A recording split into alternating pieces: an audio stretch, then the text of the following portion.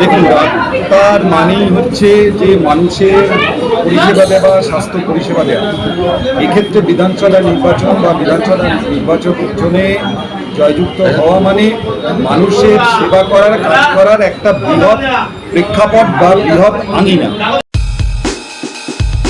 আমাদের দলীয় সমর্থকরা দেখতে পাচ্ছেন কি উচ্ছ্বাস আছে, কি উন্মাদনা আছে।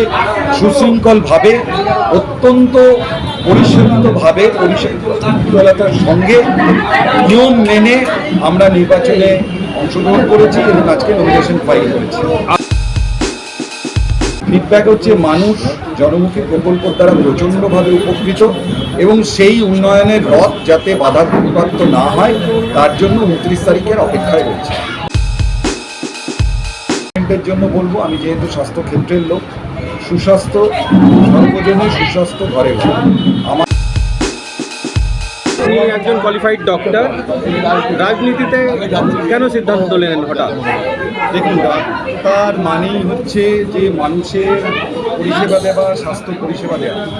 এক্ষেত্রে বিধানসভা নির্বাচন বা বিধানসভা নির্বাচনে জয়যুক্ত হওয়া মানে মানুষের সেবা করার, কাজ করার একটা বৃহৎ প্রেক্ষাপট বা বৃহৎ আঙিনা। এই আঙিনায় আমি মমতা বন্দ্যোপাধ্যায়, মাননীয় মুখ্যমন্ত্রী এবং মাননীয় সাংসদ অভিষেক বন্দ্যোপাধ্যায়ের হাত ধরে মানুষের দুয়ারে আমি এসেছি।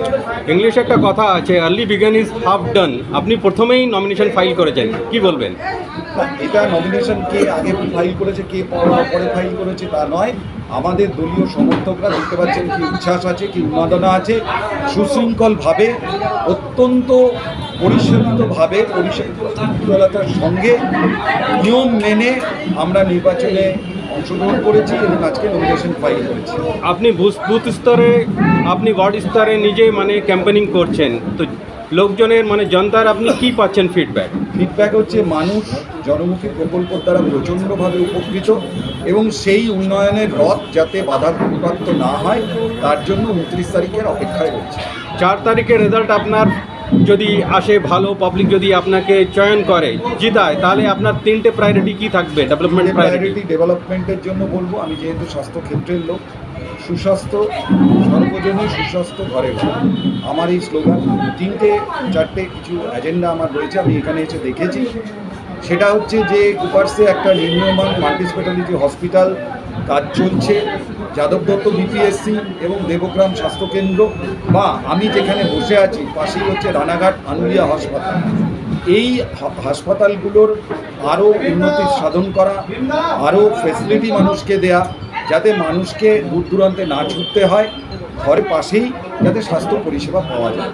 এটা আমার ফার্স্ট প্রায়োরিটি। সেকেন্ড প্রায়োরিটি যে আমাদের এখানে বিধায়কের উন্নয়নের তহবিল থেকে বিভিন্ন অঞ্চলে বিভিন্ন যেগুলো দাবি রয়েছে, যেমন কোনো জায়গায় ছোটো একটা কালভার্ট, কোনো জায়গায় হয়তো নদীর সংস্কার, কোনো জায়গায় রাস্তা, এই ইত্যাদি ইত্যাদি জিনিসগুলো, যে প্রকল্পগুলো আমরা করতে পারবো সেই প্রকল্পগুলোর উন্নতি সাধন করা আমার সেকেন্ড প্রায়োরিটি।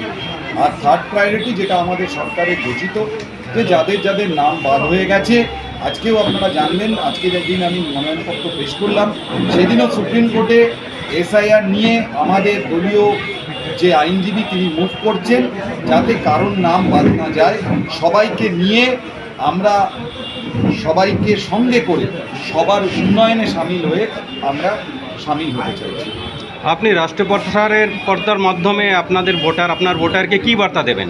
আমার ভোটারদের বার্তা দেবো যে আপনারা নিজেরা চিন্তা করুন, আপনারা যা উন্নয়নমুখী প্রকল্পগুলো পেয়েছেন তার যাতে বাধাপ্রাপ্ত না হয়, এবং এই অঞ্চলে একটা বৃহৎ ক্ষোভ রয়েছে যে যাদের যাদের নাম কাটা গেছে তাদের নাম আমরা আইনি প্রক্রিয়ার মাধ্যমে বিনা পয়সায় নিঃশুল্ক আমরা তাদের পরিষেবা দিয়ে তাদের নাম তুলতে সাহায্য করি। Thank you very much doctor সাহেব, thank you very much, all the very best. Thank you. জয় বাংলা।